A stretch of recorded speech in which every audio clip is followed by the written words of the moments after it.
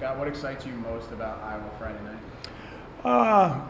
Probably an opportunity against a great program to come in here at the rack, which, it's a match that's obviously been long. Everybody's kind of had this one circled on their calendar. So that's really has. And the individual matchups, there's some really good individual matchups. How do we respond coming off a loss? All those things are kind of have me excited for this one. I ask you this every week, but which matchups excite you the most this time? And I'd probably answer you every week, right? All of them. But, there's some good ones. I think 41 and 74 are obviously swing matches. We would really need to win if we're going to win this dual meet. And but they're all going to be highly contested, and they'll all be physical, and they'll all be in-your-face style. There'll be decisions. It's a great matchup. Two really good teams that are trying to find themselves in the early going here, and that's kind of where we're at. But that's kind of the way I'm thinking about it right now. Is every match is really important, but those two really stick out. Coach, have you decided who will wrestle 74, or will you decide tomorrow night? We'll probably decide tomorrow. We'll get a look at today at practice on where we're at, and then kind of go from there. What we decide to do at 74. 57. Is it going to be Richie?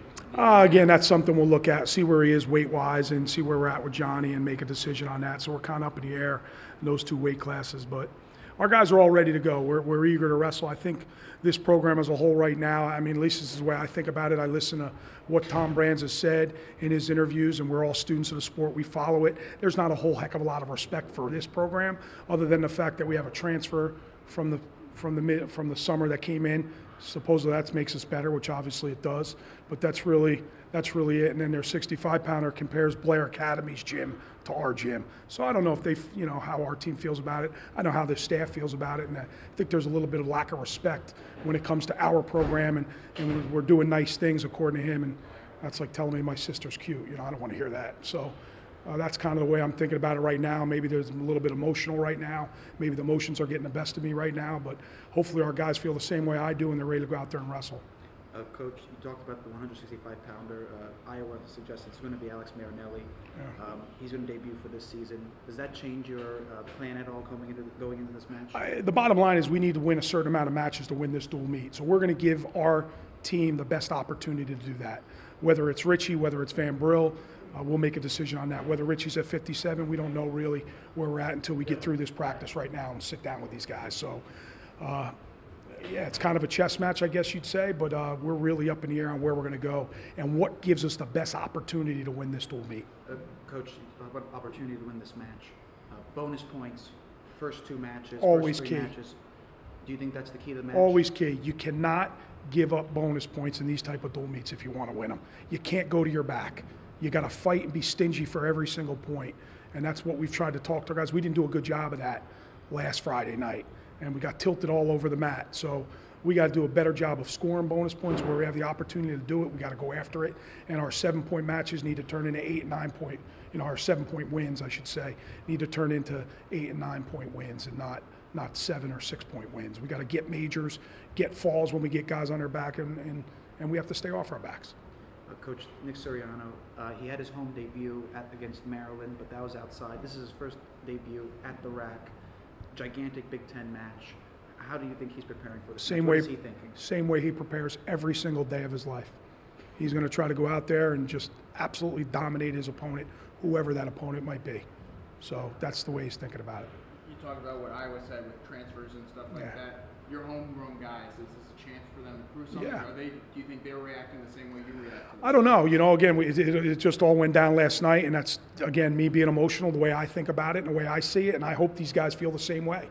I hope they feel a little disrespected, because to me that's the way it was. Is, we're a nice program, yeah, okay, but we better show up and fight, because I know they will, and I think maybe they don't respect us like that, where we're going to just lay down. And listen, they have all the right to say that. They've earned it. They've done it for the last 60, 70 years, and all the national championships and all the Big Ten titles. And I hope our guys understand they have the right to say it. But now what are we going to do about it is what I'm looking forward to seeing. You asked me first question, what am I looking forward to seeing? That's what I'm looking forward to seeing. How do we respond to that? And whether it's bulletin board material or not, I hope our guys are taking it that way, because to me it's just a little bit of a slap in their face. You've been to the rack before when it's changed a little bit louder than Blair Academy? I would like to think so. I would hope so. Blair's obviously one of the best schools in the country year in and year out. I'm sure it's a great home atmosphere, but it's not 8,000 people. I know that. So to say you've been in a situation, maybe you have, maybe you haven't. I don't know, but we'll see what it's like tomorrow night and see how they respond to that atmosphere. You've coached in a lot of these electric atmospheres before, so from your experience with that, how do you coach your guys going into it on how to balance their emotions but also still be That's a locked great in? question. That's the one thing we have to do is we have to balance our emotions. We can't let the crowd affect it. We can't, let the crowd and the energy in the building dictate how we warm up, how we prepare, how before we go out for the match. We got to be locked in and focused and control what we can control. It's not like football. You can't get all amped up and hyped up, otherwise you're only good for a period. You got to be relaxed in the moment, laser beam focus on what you need to do, get to the guy's legs, pick them up, put them down, things like that, and make it real simple for yourself. And that's what we'll try to convey to our guys. And again, we're fortunate. For most of us, we've been through this. We've been in this atmosphere, and we just got to do a good job as a staff of making sure these guys are controlling their emotions throughout the course of that before they wrestle.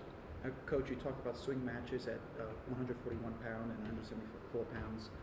Both those wrestlers are relatively new wrestlers in the lineup. Freshmen. What do you have to give them a separate message than you give them, an additional message because of their inexperience, or it's the same thing? No, it's the same thing we practice and preach every single day. I think the message will be just control your output before the match, if that makes sense, and relax, enjoy the atmosphere, go out and do what you've been trained to do, and trust your training. That'll be the message, really, to all our guys. Trust your training. It's a wrestling match. That's all it is. You got to do a good job of blocking out the 8,000 around you and get locked in on you and your opponent. Scott, just your thoughts on Iowa at the rack, probably close to a sellout, if not a sellout, just the environment. What do you think it's going to be like? I think it's gonna be pretty crazy. The rack gets pretty crazy regardless, but Iowa coming in, a lot of talks. I think we can definitely have a good match with them, probably maybe even beat them. So I think a lot of the fans know that, and a lot of fans are going to want to be there to see that. Coach talked about being disrespected by Iowa. Do you feel that way, or is that not even on your mental horizon as you prepare?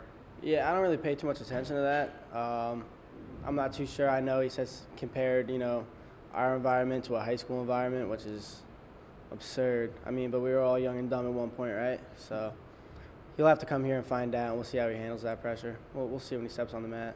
Is that something that's talked about at all, or are you guys just worried about your individual matches? Nah, everyone's pretty locked in. You train for every match the same way you train for any match. So even though it's Iowa, it's still going to be just another match. So everyone's still just locked in, focused on winning their match. And if we all win our matches, then you win the team match.